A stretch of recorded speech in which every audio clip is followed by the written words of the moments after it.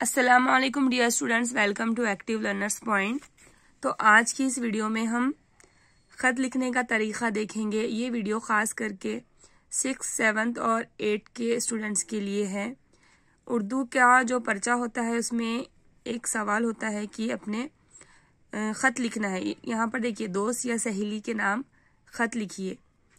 अपनी सहेली को ख़त लिखकर सालगिरह की मुबारकबाद देनी है। तो ऐसे सवालात आते हैं, तो उसको कैसे लिखना है।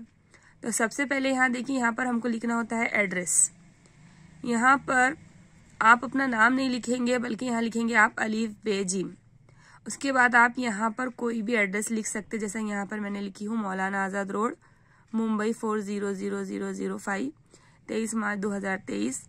आप कोई भी डेट यहाँ पर डाल सकते। उसके बाद यहाँ पर कॉमा लगाना है और यहाँ पर सन ईस्वी का जो निशान है वो। उसके बाद आप जिसको ख़त लिख रहे हैं उसको मुखातिब करने के जो अल्फाज होते हैं वो लिखे। उससे ख़त और अच्छा लगता है। जैसे कि अब हम सहेली को ख़त लिख रहे हैं तो क्या लिखेंगे, अजीज़ सहेली या प्यारी दोस्त, ऐसा। और अगर यहाँ पर आप नाम लिखना चाहते हैं तो लिख सकते हैं। उसके बाद अस्सलामु अलैकुम। उसके बाद यहाँ पर हम अच्छी सी एक तमहीद लिखेंगे। ज़्यादा ख़त लंबा चौड़ा नहीं करना है। तमहीद लिखकर जो हमारा मेन जो ख़त लिखने का जो मैटर है वो डालना है। उसके बाद इख्तिताम। देखिए यहाँ पर लिखा है मैंने, उम्मीद है कि तुम खैरियत से होगी और हर साल की तरह इस साल भी अपनी सालगिरह उम्दा तरीके से मनाओगी। अफसोस कि इस खास मौके पर मैं तुम्हारे साथ नहीं रहूंगी, लेकिन मैं अपनी खास दोस्त को दिल की गहराइयों से सालगिरह की मुबारकबाद देती हूँ। यानी कि हमको मुबारकबाद देने के लिए कहा गया था, तो वो हमने दे दिया। अब ख़त को फिनिश कैसे करना है, उसका इख्तिताम, ये भी अहम होता है।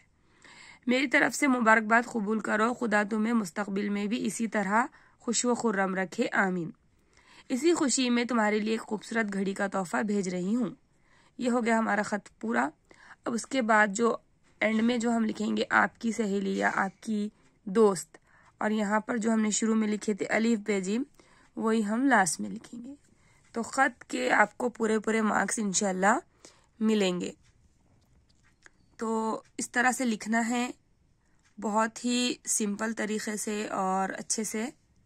उम्मीद करती हूँ आपको ये ख़त अच्छा समझ में आया होगा। अल्लाह हाफिज़।